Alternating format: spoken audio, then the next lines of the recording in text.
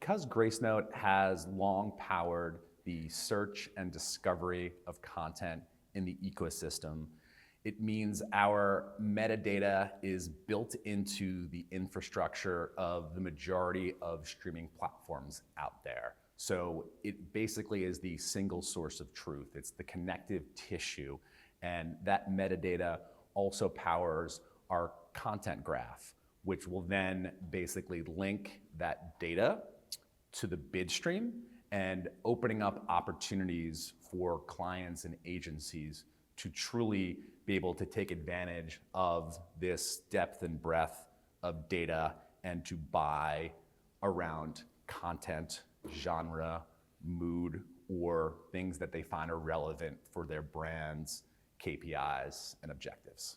Bill, we live in a world with seemingly infinite streaming options.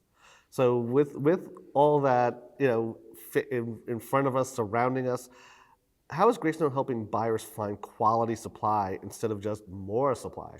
Yeah, I think what we're trying to do is we're moving from a world of blind buying to truly transparent, understanding the content and more importantly, the context, helping bring that to light and allowing them to truly go in and transparently buy against things and actually see on the back end the performance and actually where they delivered.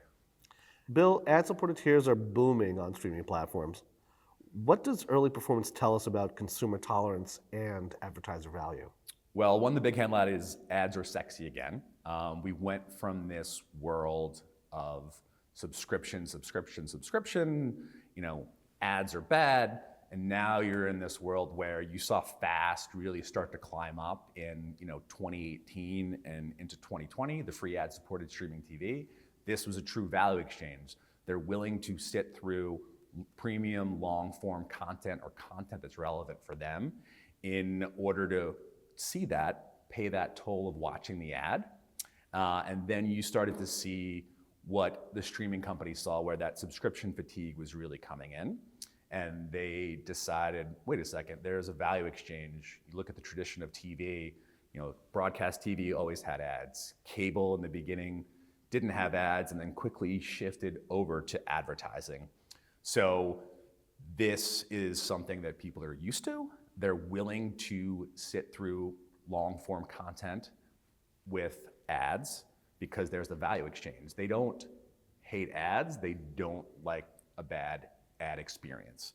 I think there's a lot of companies out there that are trying to figure out the relevancy, putting the right ads into the content, and also figuring out the mix of ad time versus content time.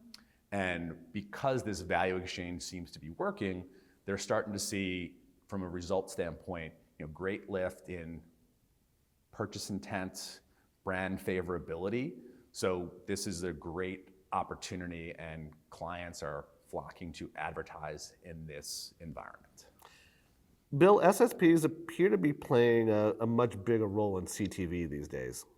With that in mind, what should buyers demand to ensure transparency, brand safety, and true content level quality? Sure. Yeah, SSPs are playing a tremendous role in programmatic. It seems to be almost potentially the preferred buying method in connected television. I don't see that changing anytime soon. And buyers, clients, agencies have every right to demand transparency, to the fact that going to the app level and not understanding what the show level is unacceptable in this current environment. So being able to sort of demand that and also see that on the back end from a transparent reporting standpoint. There's a lot of folks out there that are embracing this right now and kind of demanding it. So with that, your ads have ran, you feel comfortable with the media dollars that you've spent, you can tie that back potentially to KPIs, and then know, okay, I'm getting the reach that I want, but also the brand safety and suitability. Lining that up to mood, genre, or content level is really gonna open up more opportunity and more spend and make clients and agencies feel more comfortable. And I think the SSPs, the other programmatic partners, are really embracing this. Bill, I can't let you get out of here until I ask you the inevitable AI question. So, drum roll, please. AI is starting to shape video creation and optimization, as we know. Where will it add the most value? And where should the industry be maybe a little bit more cautious? Sure. Yes, the buzzword AI, agentic. I think we're going to play a drinking game here at BTV every time that comes up. So the opportunity that I see from my line of work, this ability to actually look into show level, potentially scene level down the line to see what is going on within that video environment. The capabilities are there. So this idea of relevancy, transparency, being able to use this tool, it's there. It really hasn't done at scale yet, but I definitely see the opportunity opening up. Granted, you shouldn't only do this. Just because you can doesn't mean you should, but there are different levels, and I think that's an excellent compliment.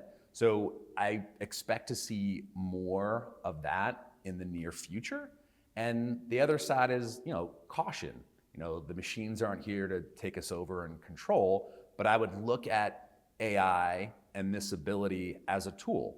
And with a tool, you usually need someone to operate this tool. And I'd say the human touch, it's sort of this blend of arts and science, and you need that human touch to sort of leverage this. So I'd say don't be afraid of AI, but in this instance, with going in and understanding scene level, mood, genre, and being able to really tie in from a real-time perspective and deliver relevant ads. Like going back to our earlier conversation, viewers don't hate ads. They just don't like a bad ad experience. Can you take this from a relevancy standpoint and leverage AI to really deliver in there? And I think that becomes really powerful. So don't be afraid, embrace change.